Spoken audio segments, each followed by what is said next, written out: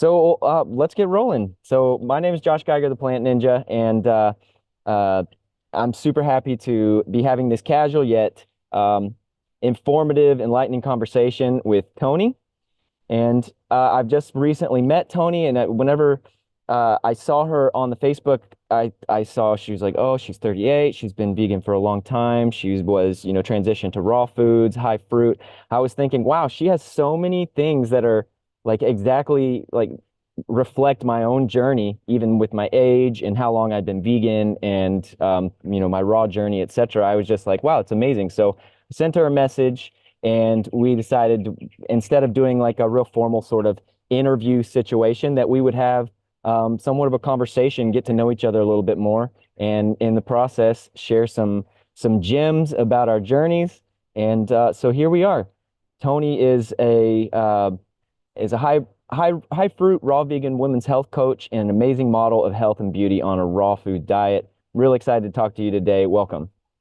Thank you. Yeah, it's an honor. And it's great to meet you as well. So it's our first conversation actually in video. So we've been messaging only a couple of times. So it's nice to finally actually, because we was arranged before Christmas, wasn't it? And it just got a little bit crazy. Was it after Christmas? No, It's it was time's just gone before. so Yeah, fast. it It was was just before. before. Yeah. Yeah, so fast. Where's the time gone? Yeah, so thank you. Yeah, I'm looking forward to sharing, yeah, my story and also hearing yours. I've got lots of questions to ask you as well. Okay, amazing. Well, that's how we'll start with. Um, we're just gonna kind of free flow with this, but I would love to just hear a little bit about your journey, however far back you want to start, because that's always the funny question is like where to start. But to hear a little bit about your journey, how you got into transitioning, how that progressed to the fruit and the raw, some of the challenges you maybe faced beforehand, and some of the breakthroughs and just amazing things you're enjoying now in your health. Yeah, it's been definitely an interesting journey. I've come from a background of binge eating, food addiction, like most of us, comfort eating throughout my 20s, just never really feeling good enough, never really satisfied, never fulfilled, didn't really enjoy my lifestyle. I was discovering. It was a lot of self-discovery. I would say my 20s I found now looking back, it's like it needed to happen to get me to where I am now. But I've always loved fitness and wellness, but conditioned into the system of, there's 3 meals a day, snacks, and eating animal products. And I went into some fitness modeling and I just got wrapped up into this yo-yo dieting, restricting, calorie counting, and it was messy. And I look back on very sad times because it was just that there was just an obsession, or it was also, and I noticed it was most people as well around me. It was a normal thing. You always, you go to the gym, you train constant, 2 or 3 hours sometimes at the gym, but people around me were doing the same thing. And I was a personal trainer and I was teaching the classes, doing various things, but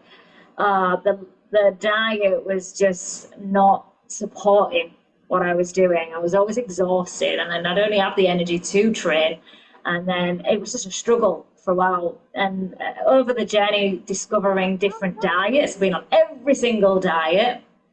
And then I found veganism. Well, I came over to Thailand 13 years ago and I met a fruitarian, and that actually shifted my whole like way of thinking about food and how, because I was just tired of yo-yoing, like most of us, using food to suppress, to comfort, and to soothe the pain.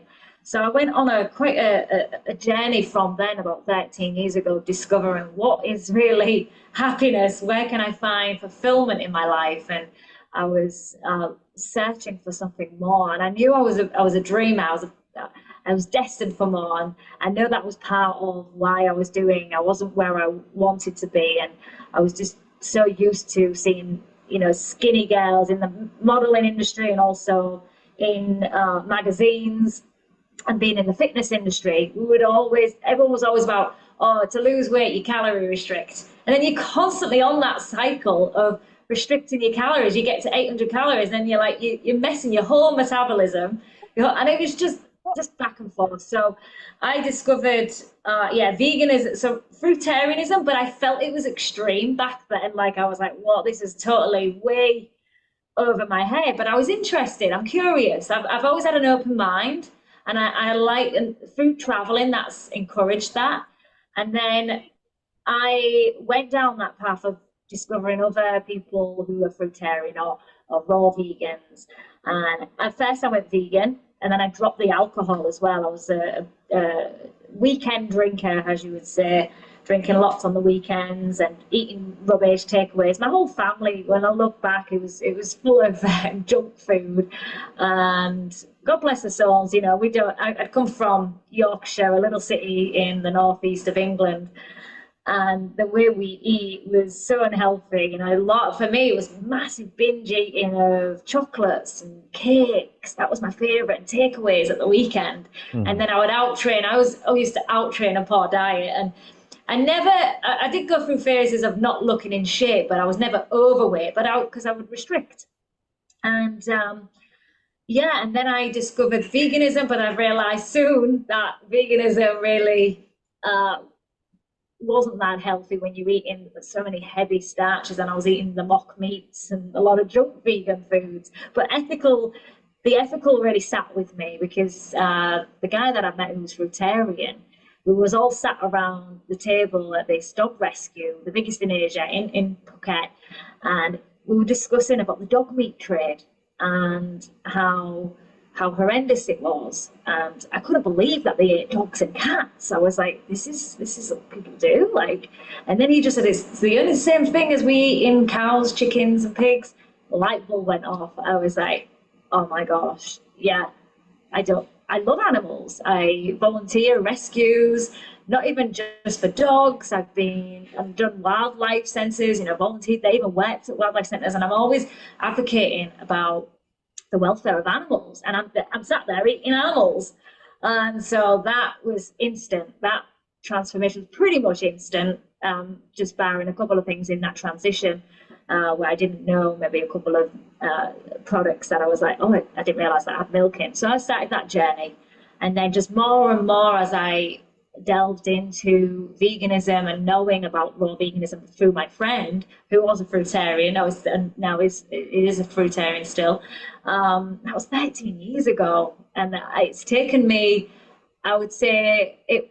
I went about 8 years ago high raw, and then I went fully raw 4 years ago, and it was just through the journey of exploring, experimenting, and how does it make me feel. As soon as I knew that I could eat, for me, I just never wanted to restrict again. I don't want to be in that cycle, that paradigm of restriction, and because then it never ends. And this is where I help others with their binge eating and the comfort eating, that we don't need to restrict. Hmm. We can eat in abundance, but it's the right foods. And I use other tools to help overcome the reasons why, getting deeper in the reasons why we use food to soothe, to escape, to numb. And there's a couple of things that go on, such that, you start delving deeper into this journey where I was like, so I'm eating rubbish, I'm eating these junk foods because of all these, the parasites that are in them, and my gut's craving them. So you can see how Mm. they get addictive, and like with the queso morphines in the cheese, the opioids Hmm. that what makes us feel good. So once I realized, so that's the physiological side. I started to delve in the psychological side, the attachments we have to these foods to help soothe. Why do we do those behaviors? And I started to delve deeper into that, and throughout, because I was always in the health industry, helping others lose weight, feel good, but I was not I might have looked at it at times, an advocate, but I was not healthy inside. I was tired all the time. I was binge eating, and sometimes secretly as well. I'd sit in my car for hours after the gym, and I'd eat an abundance of these cakes and chocolates. Mm. I'd just sit there and feeling sorry for myself. And I just took my power back through learning about the raw living foods, how they make you feel, and the energy they give you, and not saying, the biggest thing for me was not restricting. I never want to be on that path ever again, and that's why I love this lifestyle. And for me, it's just it's and given now, it's like I wouldn't want any other way because now when I do eat some cooked food, I don't feel my best. Mhm. I notice my energy levels dip. I notice my mental health's not as strong. I have Mhm. so much more clarity and discipline, I would say, and more love to myself when I'm nourishing my body with the right foods. Mhm. And I'm delving even more into the esoteric, the spiritual side now, like why these foods actually lift, our frequency, our vibrations. So I'm super passionate about that and in wanting to explore something deeper within our souls because it's not just about the who we are right now in this reality. It's how we can really maximize and enjoy this whole this 3D reality, but also stepping into a much higher dimension where we are in bliss and that we can heal through the food and I like to do the meditation. But that's kind of in a nutshell Yeah. where I've come from. So yeah. Yeah, that's amazing. There's so many there's so many things. You hit all the best points. And so like I was like, oh, like there's so many things I'd like to respond to on that. It's just like for example, you're talking about not wanting to not wanting to restrict, and the beauty of the even going plant-based and then going high raw, fully raw plant-based. The beauty is that it's actually damn near impossible to overeat is the beauty Yeah. in there because of the high raw, the high fiber, high water, low calorie, high nutrition, high nutrient density. And that's like one of the cool features about that. It's one of the things I teach people is like, yeah, you're never going to restrict your portions. You're going to get, uh, you're going to achieve your optimal weight, whatever that ends up being for you. And you're going to have a real hard time overeating as long as you're avoiding the refined foods, avoiding the refined oils, and not eating tons of overt fat. Like if you just, because that's where the overt fats, if you're eating tons of nuts, tons of seeds and stuff, it's easier to go over. But I find that most people don't even digest tons of nuts and seeds very well, anyways. And so it kind of, um, the raw food diet, because it's so human appropriate, so human specific, it sorts itself out. You end up in your optimal health, and it's a beautiful aspect of it. The other thing you were talking about was the gut microbiome and how um, you actually get these signals from the gut microbiome because basically whatever you put in your body is the environment you create in your internal environment, and whatever you put in there, uh, the microbe that digests that and eats that will flourish. And so if you're putting lots of meat and dairy and refined foods and stuff, well, the bacteria and the parasites and the microbes that break that stuff down, that eat that, especially if it's something that doesn't break down very quickly in your body, there you go, and they're ready to go ahead and consume that. And so if you try and fast from those foods, there's a transition period where they're starving and they're having die off and they're saying, you eat, eat, eat, eat. People take that as cravings. People receive that as I'm depleted or I'm losing. And this is, I think the gut microbiome is actually a huge aspect of why some people revert very quickly because they mistake the voices or these neurosignals that come from these microbes in the gut and these parasites and things as true hunger, as true, yeah, that's the best word, is true hunger or a necessity for some nutrient that they're not getting. But in fact, they're just not getting what that microbe likes to eat.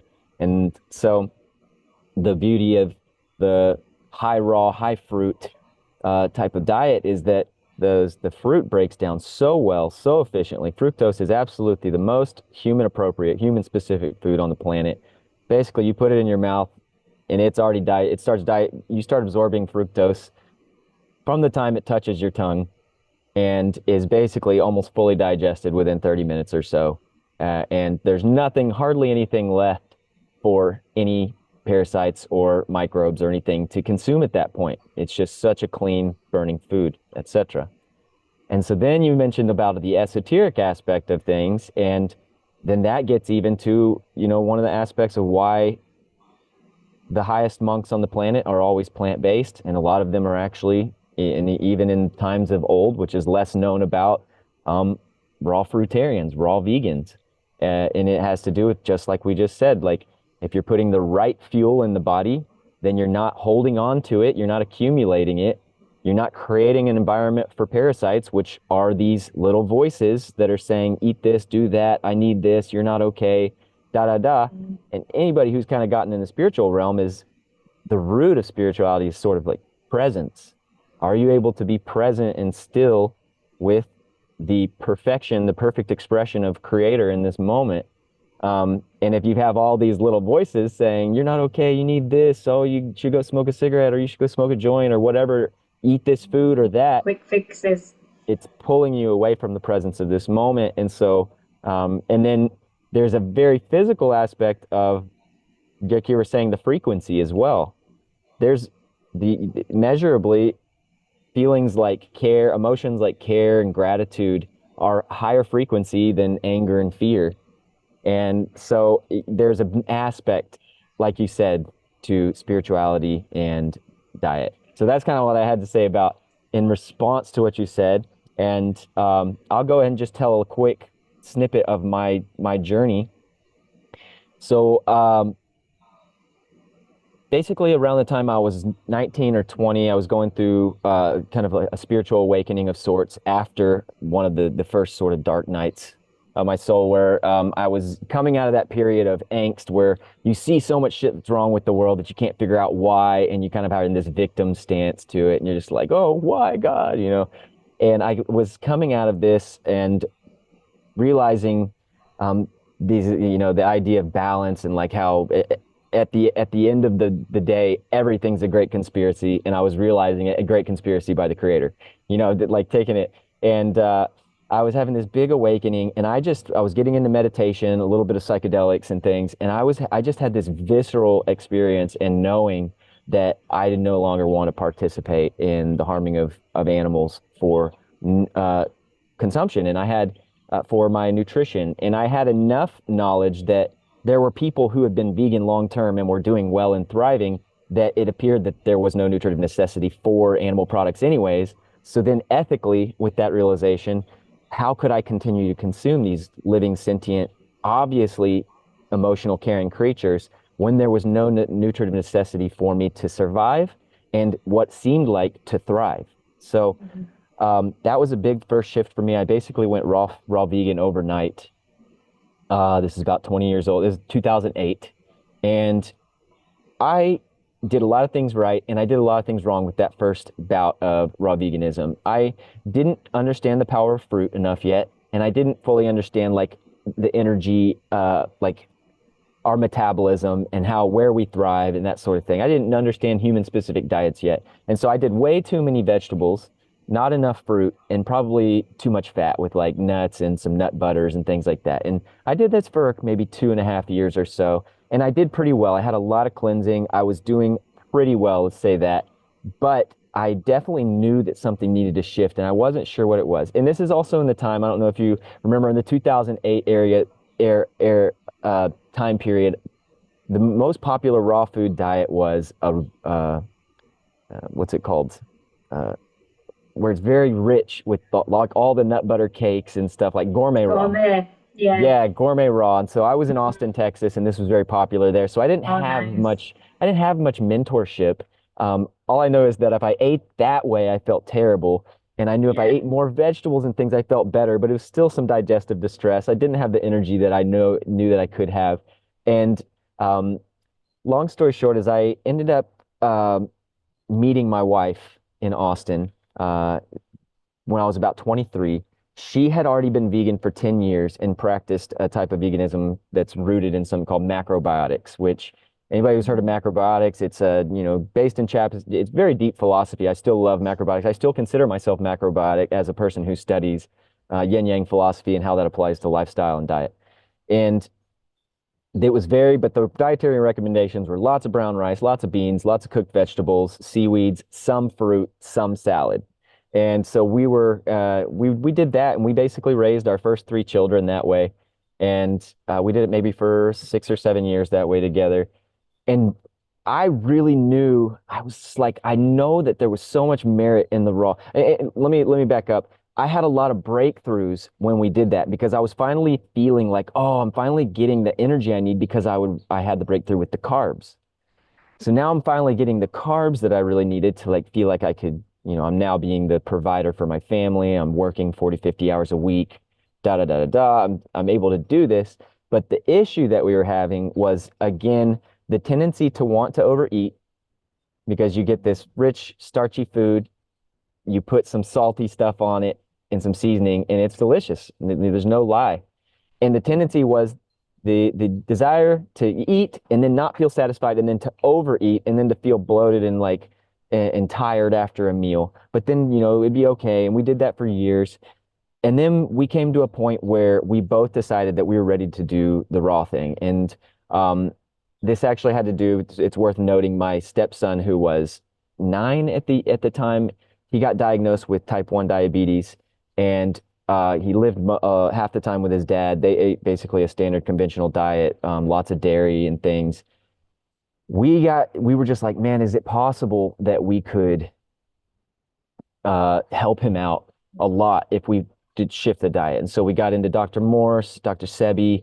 We learned about the Mastering Diabetes guys, Robbie Barbera and Cyrus Kambata, who are just, brilliant, brilliant guys on the topic of insulin sensitivity and stuff. So we studied some of these guys. We made the shift and we went high raw, um, high fruit, basically overnight. And we did that for a solid 3 years. We even went no salt for a couple years there. And so we were fully raw for that 3 years. And then long story short, and we did well. We did well in a lot of ways. The challenges we faced were just getting the kids to eat enough raw vegetables. And it's just a little because as important as the fruits are, I find there's still a need in this day and age to make sure that you're getting enough minerals. Oh shit, I lost her. I lost Toni. And for y'all watching, I definitely am keeping up with where I was on this story. Here she's back. Hey, you back? Yeah. I don't know what happened. Okay, Sorry. cool. All right, you're back on both platforms here. So Yeah. what I was saying is just in regards to the challenges we had on this high fruit, high roll diet. Well, while we were living in California, it was very expensive. I was buying boxes and boxes and boxes of fruits for Mhm. at the time 3 children, my wife and I. And it was a little bit tricky and challenging to get the kids to eat enough vegetables. And so we just felt like we were doing things in the smoothie and stuff like that. That wasn't enough for us to transition. However, to transition back to cooked. However, what happened was we ended up getting an opportunity to go to Costa Rica for a bamboo contract I was going to build. I'm a builder. I've been a builder for a decade, a natural builder in California and things like that. And we ended up moving back to Texas in order to bring our stuff to go to Costa Rica to take this building project. And we were so excited about the fruit and continue the raw lifestyle and everything. We left and got back to Texas right as COVID was happening. And we got to Texas and basically all the borders shut down. And it was just like sort of devastating. And under the pressure, and it was during the winter time, and it was just cold, and we were just like, we basically gave in to that craving to just have some cooked food, to go ahead and add some sweet potatoes back into the diet, go ahead and add some, and the kids were begging for it and yada yada. So we ended up doing that. We felt a major dip in the energy when we did that. We got stuck in Texas for a couple years actually, because it was just like the borders would open and then the borders would close. And long story short is we got a window and we took a different opportunity and jumped to Bali just 2 years back. So that's where we're at now. We're in Bali now. Okay.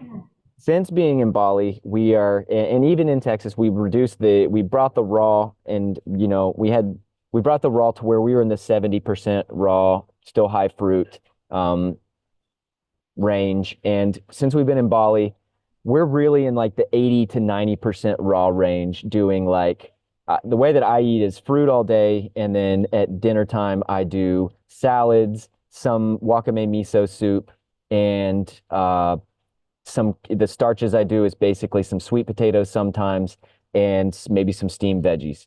And that has felt like a pretty good balance for now, helping to just like deal with making sure the kids are feeling satisfied as the kids tend to desire more richness, and it's easier to go more richness with a little cooked food than to go and start packing in doing lots of dehydrating and like adding in more nuts and more fats and things. This has been a nice medium for us, and saying that, I also still value and perceive like this fully raw lifestyle. I really like hold it to a very high standard and believe that that's the direction I'll go some point whenever I have more access to some sprouting stuff and um, when I'm a little less busy with all the building work that I have. So that is, and I have 5 children now. I don't know if I mentioned that. So Yeah, you can I thought you imagine. had seven for some reason. 7 or 8 kids. I had 7 or 8 in my head. Wow, five No, kids? no. Amazing. Yeah, yeah, yeah. So you can Yeah. imagine that meal prep can get a little out of hand at times. So it Yeah. definitely has helped just being able to throw some sweet potatoes in the oven or something like that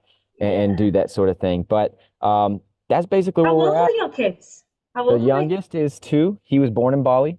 And then the eldest is my daughter Kaya. She is 12. Okay, And then wow. Yeah. my stepson Uriah, he's 17 and he's still in Texas and he's getting ready for college and stuff. Nice. Yeah. And how are you finding Bali? Bali's amazing. As with any place, there's perks and pitfalls. There's more perks than Mhm. pitfalls here. Like the fruit Yeah. selection is amazing. And I'm working on an amazing building project. I'm a special kind of builder. It's called a biologic builder. So we build like these cool kind of sacred geometry things. I'll send you a photo. And so Yeah. I really enjoy being able to do that kind of work.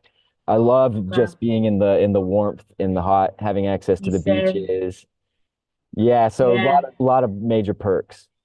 I chose Thailand rather than Bali. I felt Bali was very chaotic for me. Yeah. I was exploring. But interesting you said about Costa Rica that you was going over there. I had my flights booked in May 2020 to go over and it got Same. cancelled. I was ready to leave Thailand, explore Central and South America, and it all changed and now this is yeah, for now it's the base. But it's right, it's more congruent, like I get it. When you're in the colder climates, it's more challenging. But I have interviewed those that are making fruitarianism and raw veganism in the colder climates. It depends on what you want, and you've got to find that balance on where you are. And it's a journey. I was raw, very high raw for many, many years.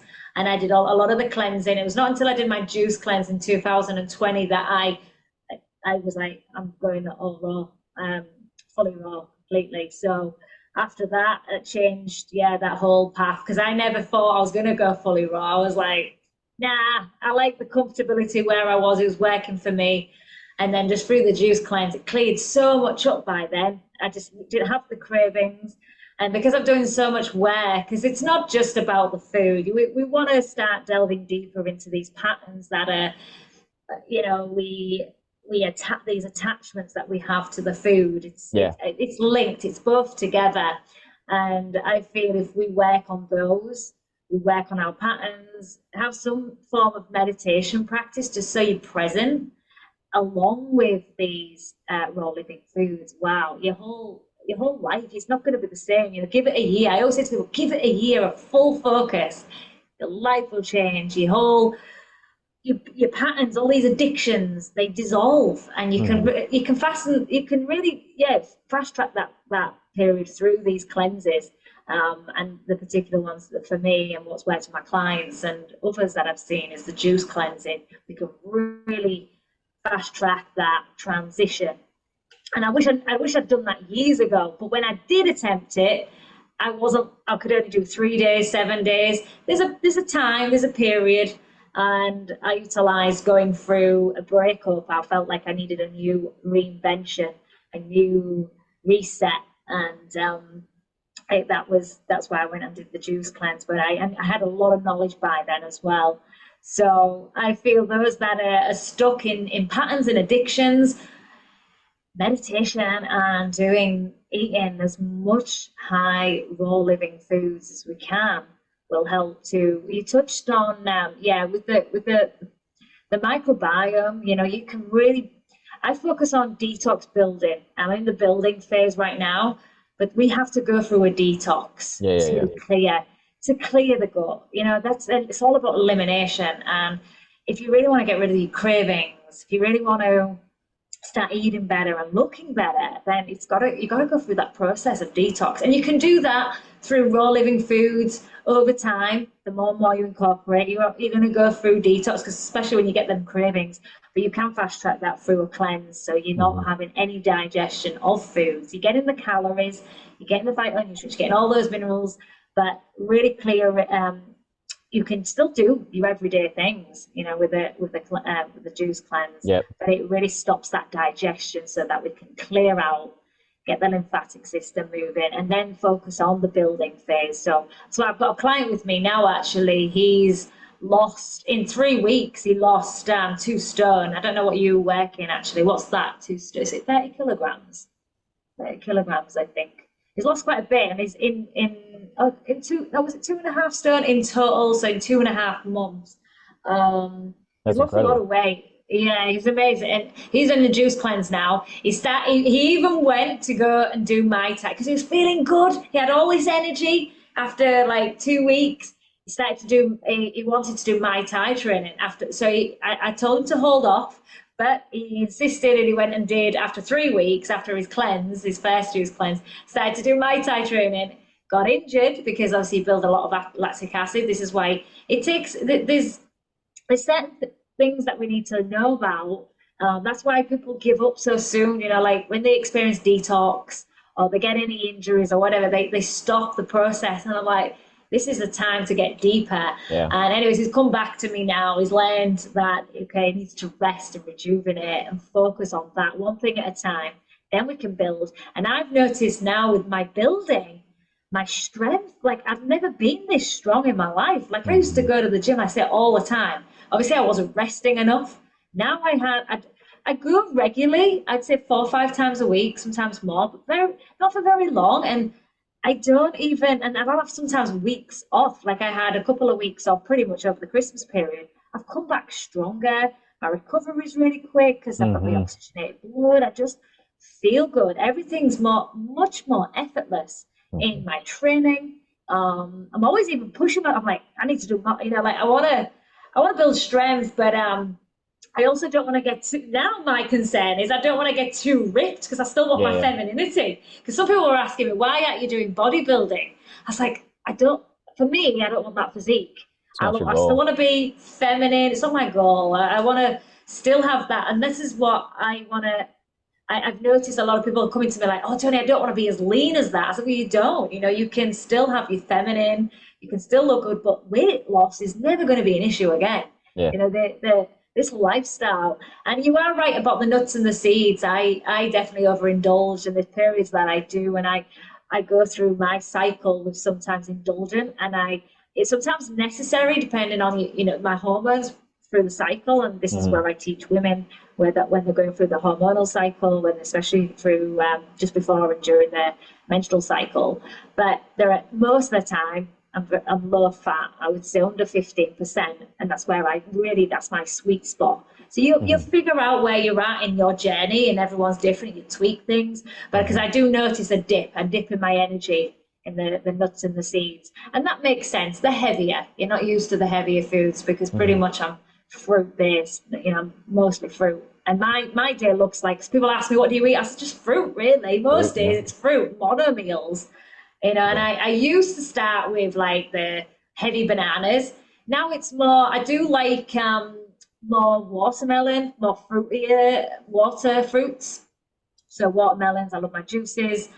And mostly, mango. I love mangoes, but mono meals, because I know my digestion loves me for that. And this has just been part of the process, because at first I was heavy on the smoothies, the bananas, the heavier foods, and I felt I needed it. I went through a phase of really packing in the calories, and because I'd come from restriction. So I packed in, I was just like, I just want to go raw or high raw as much as I can. So I was doing the raw until dinner for 6 years. And I loved that. I loved my cooked meal at night. But the more raw days, I just thought, I'm just going to have another raw day, fully raw, see how I feel. And I felt great. And I noticed that's when, okay, going to start letting go of more of these cooked foods. And that's when I noticed the attachments. I was like, oh, I'm Yeah, attached yeah. to these starch. Like I used to feel they were okay, they're good, and but then you start adding all the salts and the fats together and so much. Even still, when I had just had potatoes, I just noticed I never really sensed, like I focus on satiety sensing, so knowing when we're full, that listening to our body because we've lost that. Mm, And I noticed that goes away. You don't really have that when you're eating starches. It's really with the raw foods, you get back in tune with your hmm body. It's hmm much more easy. Um, so I feel if you can really connect, you've got to find where you're at in your journey, and everyone is on a different, different part of that. But my goal was never to be fully raw and just over progression, just because of the cleanse I did and the the benefits you get from it. Like with my training, I can keep lean all year round. Not I do less than I've ever done, and I keep lean. And I like it's effortless. That's what Yeah. I enjoy about it. I'm like, wow, and I feel my best. I'm stronger than I ever have. And that not having that addiction, the attachments to the foods was a big one for me. Letting go of that. We all have addictions. Most people have the food addiction. We use food for many reasons, but hmm it's usually, for me, it's the alcohol and the drugs and smoking. I never smoked, and I stopped drinking alcohol over 13 years ago. I think going up to 14 years now. And then mine was the food. That was my biggest thing I wanted to overcome, and that's what I help others with is coming off that cycle of the food addiction that's suppressing us, we're numbing and escaping, using it for the wrong reasons or the reasons that aren't going to serve us, physically, mentally, and emotionally and spiritually. So it's about tapping back into our alignment and discovering who we really are in this world, in what our purpose and what really fuels us and nurtures us, and not using the food to do that. Food it can be enjoyable, it's pleasurable. I love what I eat, but it's more for like fueling my cells to give me that energy and the drive every day. And interesting because you're right with when you've got a physical job. That was I was very active and so working in the gyms and things like that. And I was like, okay, I need to make sure I get the calories as a must, but also I wanted that satiation because especially at mm first, because I bet for you as well, like the side, because you start to lose. I bet you feel when the fruit strips fat. Do you find the fruit just strips the fat off you really easy? So sometimes now the problem is keeping that keeping some fat on. Yeah, I feel fortunate to have basically maintained a similar weight for 15 years or so. And I attribute it to I got pretty skinny actually in the first round of raw. And I think that's probably because I was really, if I were tracking the calories, I was probably pretty kind of low on the calories. And I wasn't doing any fitness training. I was like 21-year-old yoga boy in Austin, just having a good time. And Yeah. but then since then, um, just eating to satiation, like never restricting portions, never really tracking calories or protein or anything like that. Whenever and I've gone in and out of my own calisthenics routines based upon how busy I am, whether we were going through a move or something like that to another house, we've moved 5 or 6 times. And what I noticed is that whenever I would stop doing my workout, which I'll kind of tell, like I do pretty minimal type of calisthenics just based upon the amount of time that I have to put towards fitness these days. Whenever I'm not in that routine, I ended up being around, I don't know how many kilos it is, but it's about 150 pounds. And whenever I add 2 hours of calisthenics, which is push-ups, pull-ups, squats, different variations, something I call high intensity, low volume, because the high intensity is that I'm pushing each exercise to that failure point to where I can't go through the full range of motion for another rep. When I add that into my life, within about 6 months to 8 months, I have put on 15 pounds or a little over around 3 kilos or so. Is that what it is? About 15 to 20 pounds of muscle. And that's not really changing anything about the diet. so much, besides possibly having a slightly bigger appetite Yeah. for a meal after a workout or something like that. Um, and what I noticed is that I felt whenever I went fully raw, I felt, and with the high fruit focus this time, I felt more explosive, more energetic, less of a dip after meals, almost no dip after a fruit meal. That's the beauty of the fruit meals is like it's just so optimal for us. We digest it so well. And I built muscle in just as efficient and robust way, this very lean, healthy feeling muscle. And so actually one thing that I try and make to clarify for people and the people who are receiving my message and the clients that I work it with is that it's totally natural to want to build a healthy, strong, athletic, muscular body. You know, there's maybe a tinge of vanity in that, and I think that that is sort of that's actually kind of built into the human system. It's like, yes, we want to Yeah. look fit for the opposite sex. That's part of what makes us look like, oh yeah, maybe a good idea to combine our DNA and create progeny. Like it's sort of built in to want to look attractive for the opposite sex. And um, where where things have gotten out of hand is whenever, and let me back up,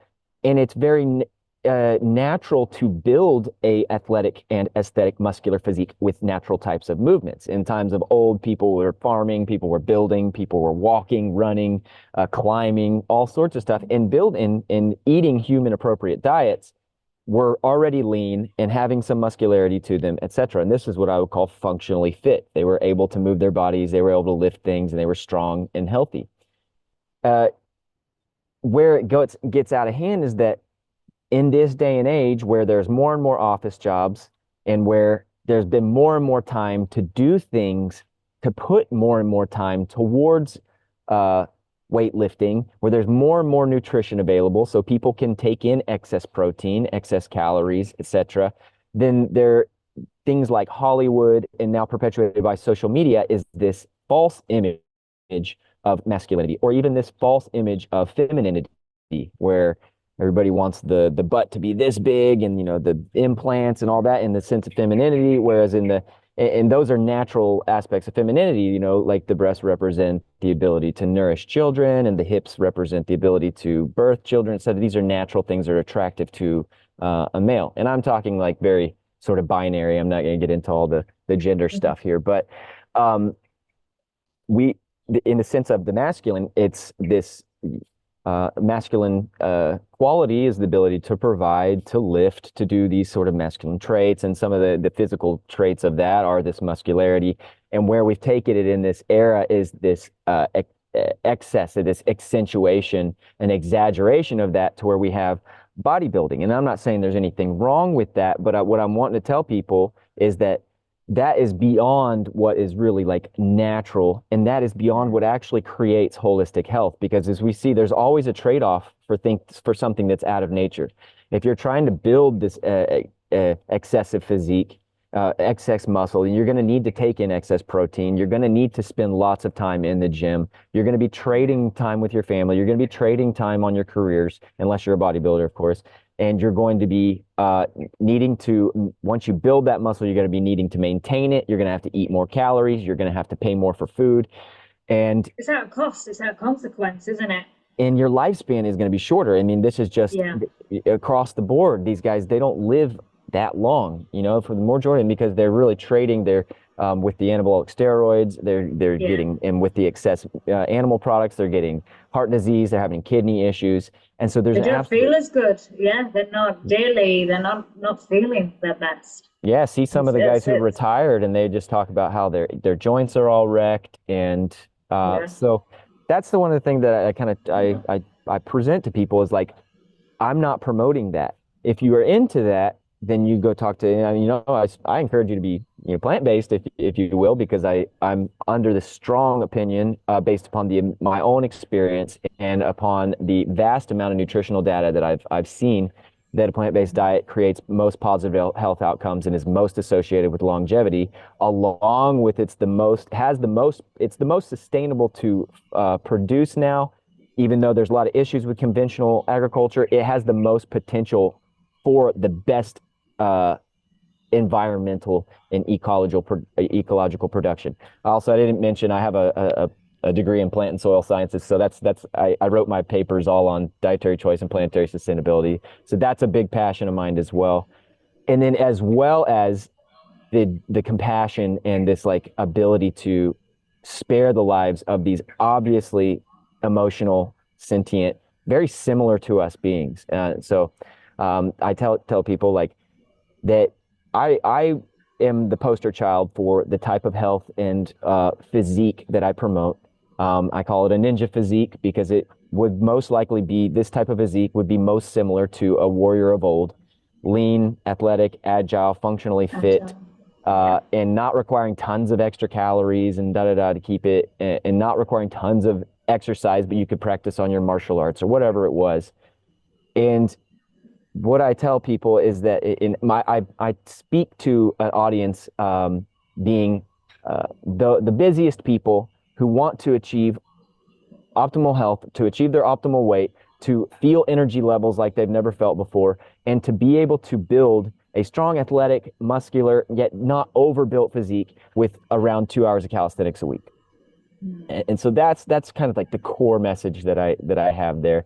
And the one other thing I wanted to speak to that is uh, one of the core tenets of my message as well is you were talking about how when you have excess fat or excess nuts or anything like that, you do feel a dip in the energy.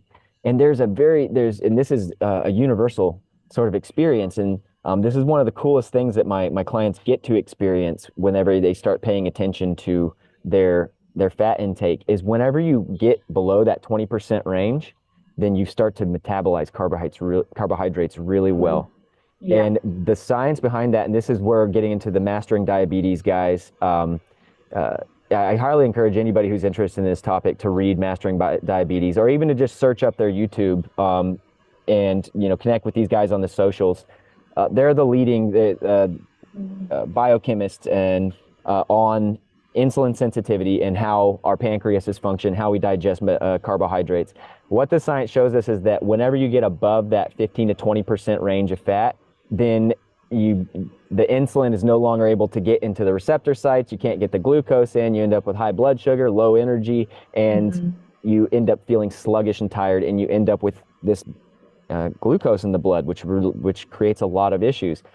But whenever you find that perfect ratio for yourself, a lot of people it's 15%. I promote 20% because I'm wanting to help as many people who are in the transitionary process to go ahead and make the transition into a plant-based diet and then go for as much raw, bring the fat down to the most optimal level, etc. 20% allows for plenty of richness. People can enjoy lots of richness in their food, but still get really good insulin sensitivity and experience that experience I'm talking about, where you're just like, you eat that fruit and boom, you have that energy and you're having energy all day, no problem. That's what I promote to people. So I tell people, transition to a whole food plant-based diet, keeping the fat at 20% or below. I teach them how to use Chronometer just to like get in touch with what that looks like.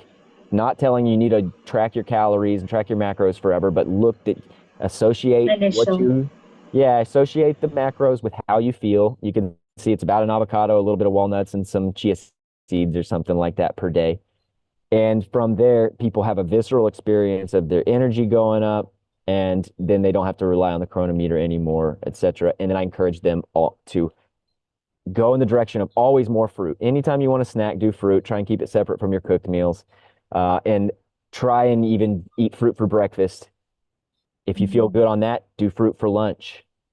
And good, better, best is kind of the framework that I use. Is like go for good, go for best, but start with good, build up to better, aim for best in the long run. But find something that you can sustain. Find what that feels like so you have contrast of the next level. So you can really experience what happens when you indulge, what you can experience whenever you fast.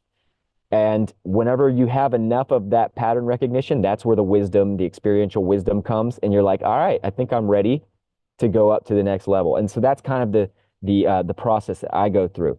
what kind of recommendations do you have? I know that you have the idea of like doing the cleanse, which is kind of that's an amazing, powerful way to do a reset and to go from that point. But I'd love it if you could just share some of your recommendations for people who are thinking about transitioning, and perhaps some of the services that you offer.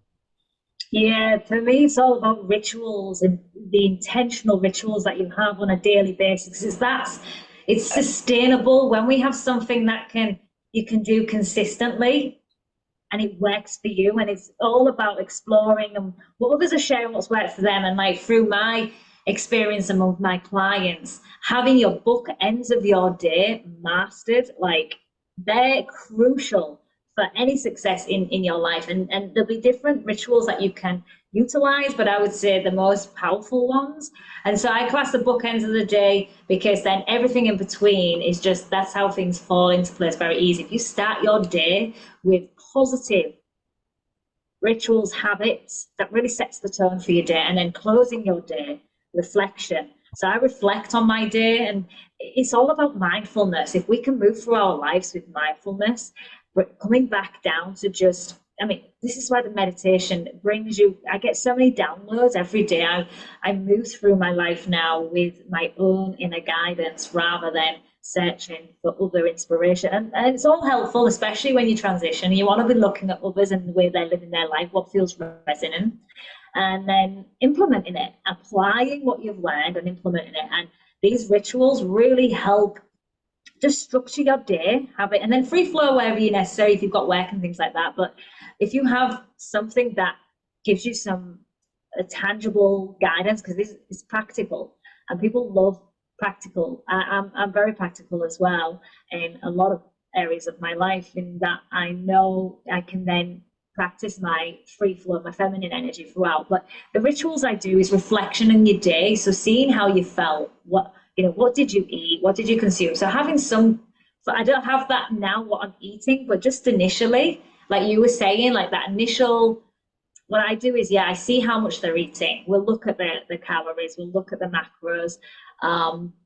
But the real goal for me is that intuition. Let's just be present in every time we eat. So let's reflect on the day. Was you present? How can you move through your day with more intention? So the end of the day is just reflection, and then having that meditation to bring those questions, the answers to light, and then just journaling, writing down on those reflections. I do enjoy having asking myself what went well, what could have been better. And I'm always it's always about the questions we ask to get those deeper connection to ourselves, and knowing what has served us and what hasn't served us. So I'm always looking at bettering my questions rather than my answers. So what are the questions that I can ask myself that can help me expand? I'm always about expansion, but in alignment. So that gives me some basis, and then I know exactly what I'm doing the next day as well. Like if I was in the early days, I would focus on watery fruits as my first meal of the day. How can I start my day up with the best instead of heavy? Because back in the day, I used to have bacon sandwiches, like bacon butlers we call them. I'm like, oh my gosh, I'm starting my day with these heavy foods. Yeah, it's hard to imagine now. Oh, it's crazy. Yeah, having any, and then it was obviously the cereals. I used to eat a full box of cereal at one point when I like breakfast, and eat it throughout the morning, and just figuring out, okay, how is this making me feel? So the focus is really in the mindfulness, and then writing that down. Okay, how did I feel when I ate that today, and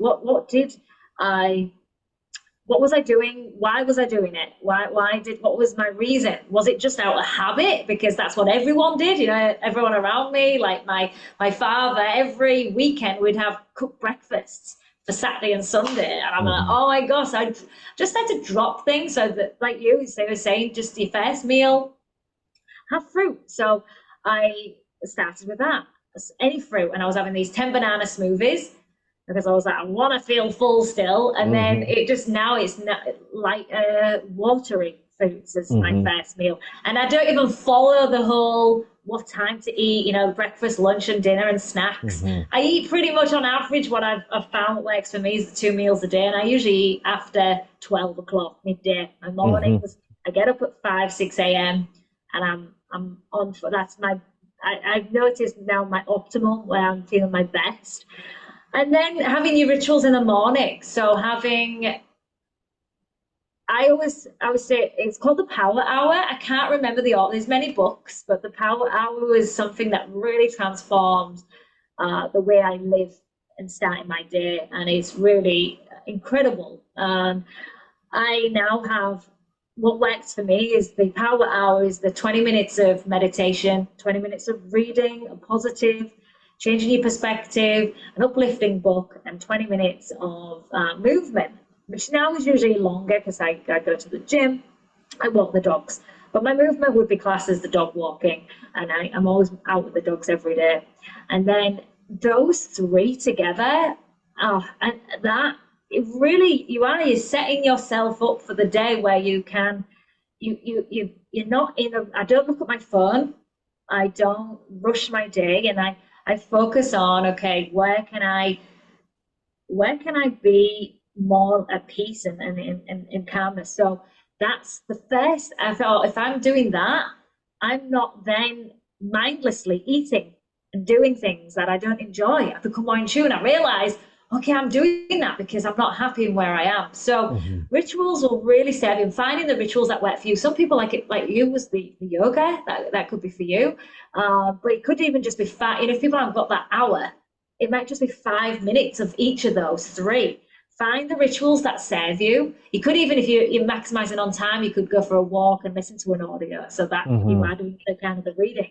But implement it, implement that into your life and see the change. And that just sets everything, obviously, sets the tone. So for me, this is I like the practicals, and when we do the meditations, like I have an app, a Rawlicious app that helps all of my tools combined together over the years. That's worked for me and seen the success for me and my clients. And I know we're all about fast track, so I don't always want to encourage it, but I know people want to see results quickly. So Hmm. I've found the rituals that give maximum results and maximum benefits. So Yep.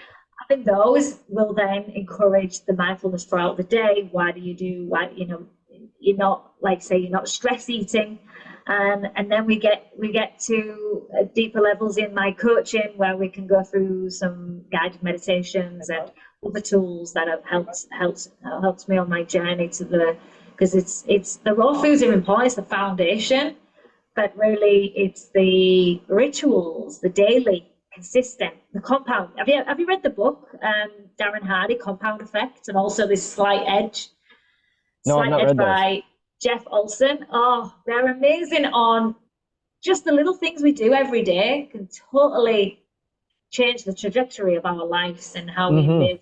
And it's so minuscule, but you can either gain weight, or you can maximize on health. So I look Right. at the little details every day, what we're doing. So when you have these rituals and the mindfulness, it's going to give you that awareness to then change, and that's where change happens. And yeah, I think the rituals are probably the key, having serving, especially in the morning, the bookends of your day. Yeah, that's amazing. Like, and I think you just spoke a lot to the fact that there's so much more to it than just diet. It's lifestyle. And so yeah, that's and I have a lot of similarities to what you're talking about as well. Like one of the key foundational elements of the Plant Ninja program is developing a morning and nighttime routine. And within that is like I basically give a toolkit of here's your toolkit and try and be realistic with the amount of time you have between here and here. I happen to have 5 children and work 40 to 50 hours a week as a builder, so I get up at 4 a.m. and I have Yeah, I have maybe an hour of personal time before I'm just like prepping some food and things for the family and stuff. But yeah, maybe try and fit in a couple of morning routines and some food prep or something like that before you go onto your thing. It's obviously different for each person, but uh, the point here is that I definitely also still think that's super important is when once you've done set a powerful morning and a powerful nighttime routine, the middle of the day so much Easy. more easily falls into place. Yeah, yeah. Absolutely. Um, yeah, and so I guess just to you, what I in my program I touch on, I focus on four main modules, and it's going to be mindset, uh, whole food plant-based diet, 20% calories from fat, and aiming for 50% as a starter raw, and then moving up through that, focusing on removing all the refined foods and the oils and things like that from the diet.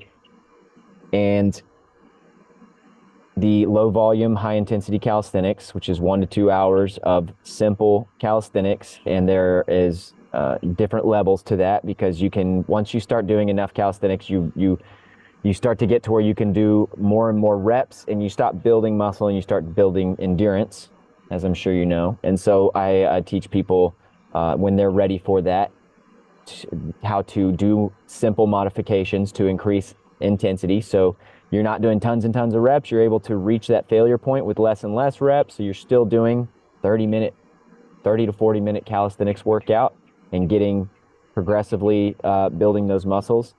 And then the final one is lifestyle optimization, which is where we've taken the tools from the previous three modules and you are plugging it into your morning routine, your nighttime routine, and then obviously you're going to have a lunch somewhere in there and most people are, it just depends on what your lifestyle is, where you're going to get your workout in, that sort of thing. And that's basically the framework for the Plant Ninja program. And it's literally a reflection of how I live my life. And so that's what I promote is like, yep, this is me. This is what I do. And these are the results. And many people are experiencing similar results. So it's a joy to share that in that way. You know, we're on that hour mark. I think this is a great place to kind of wrap up our conversation. This has been a really amazing way to get to know each other and just be sort of like an open conversation. And I'd love to have another conversation a little further down the line where maybe we make a theme and then we talk kind of more Yeah. specifically to a theme. This has been like I said, just a great intro with you. Let us know where we can find you.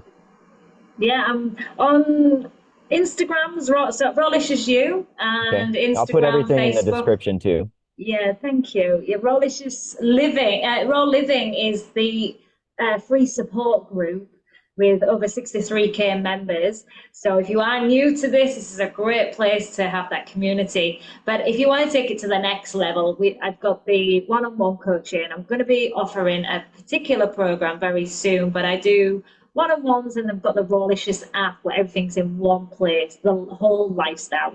We've got the recipes, we've got the meditations, the rituals, we've got the workouts as well, all in one place.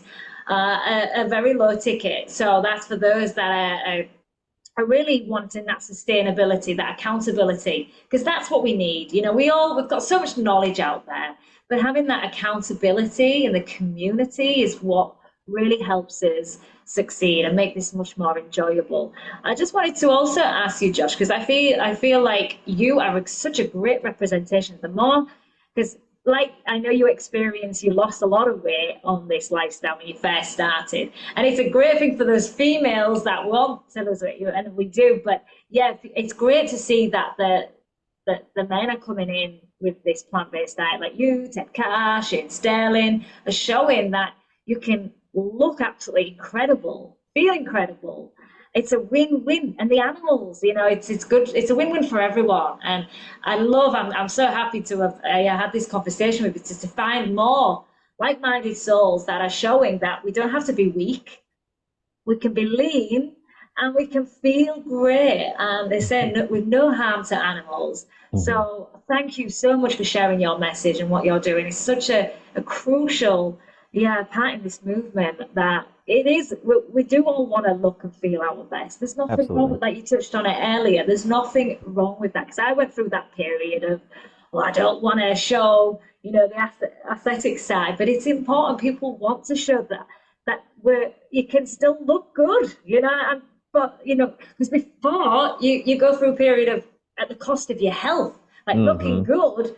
Like you see, most like you said, they're taking all of these unhealthy substances and things at the cost of the health, and now we don't have to, and we can do less, and we're showing them a bit more efficient, effective ways, which is then a win-win for everybody. So yeah, I'm grateful for you, and that's why it's so important to bring this message in our own ways. And I'm focused on helping those that have got these food addictions, that want to Hmm. look good, that actually want to live a life that isn't so absorbed into binge eating and comfort eating. Exactly. So we're all bringing our message, and it's the same message, but just in a different way. So That's beautiful. I really appreciate the service and the message that you're bringing because it is so important, and yet it has so much to do with human health in general. Is uh, to aim for what is more natural and healthy rather than this,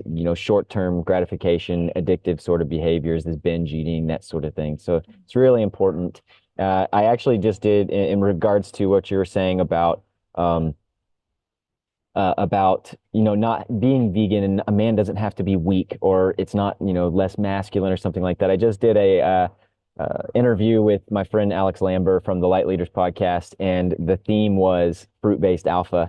And all we just talked about is sort of, jokingly, because what is an alpha? What is masculinity? But one of the questions that was posed was, if a man or someone uh, was able to be a protector, to be a provider, to build a strong physique, and they were able to do so without harming an innocent and defenseless being, would that be more or less masculine than somebody who did all that other stuff and did harm or commodify an innocent, defenseless being?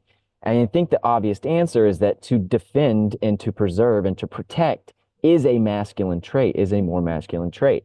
Of course, the controversy comes down to, is there nutritive necessity or not? Da da da da da. More and more people like you and myself are going to uh, be the role model for what's possible, and that speaks more than any amount of data out there. So, um, thanks so much for bringing your message as well. I'm going to keep bringing mine, and we'll chat a little further down the road. I'll put your contacts in the description. Let me answer this question real quick. Lou asked, "Is there going to be a replay of this?" I guess it was a little hard to hear on the Facebook, and the answer is yes. We're taking a recording of this, and it'll be uploaded to both of our YouTubes. And you can find me on Facebook, Josh Geiger, the Plant Ninja, and Toni. You can find her, Toni Jessup, and you'll see when we post this for our YouTube postings, you'll see it all over our pages. So, yeah. anything else you want to say? Any closing words before we hop off of here?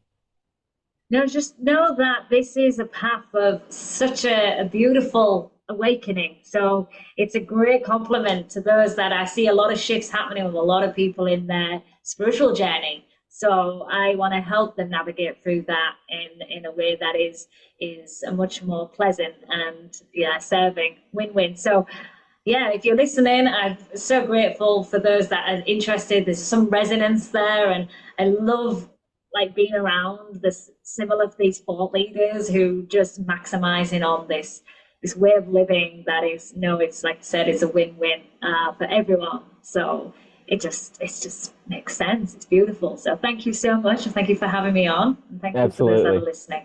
Yeah, and I just want to speak to both of our audiences. For all the people in your audience, I'm sure you're a little heavier on the women in your audience. If you've got a husband, he needs a little assistance or wants to just connect. Like, I'd love to just connect. I talk to anybody who messages me, and if they want a little bit more support and somebody to, because so much of this is like feeling accepted and seen. Tell them to message me. Let's connect. And the same for my audience is that there's some women who Toni is, more of a model for, because I can most easily speak and promote the type of lifestyle I live to men, being a man myself. If there's any people in my audience, definitely get in contact with Toni, because she's obviously a beautiful model of health and vibrance on a raw food, high fruit diet. Thank you. So with Yeah. that, yeah, we'll hop off here and stay tuned. We'll do another one soon.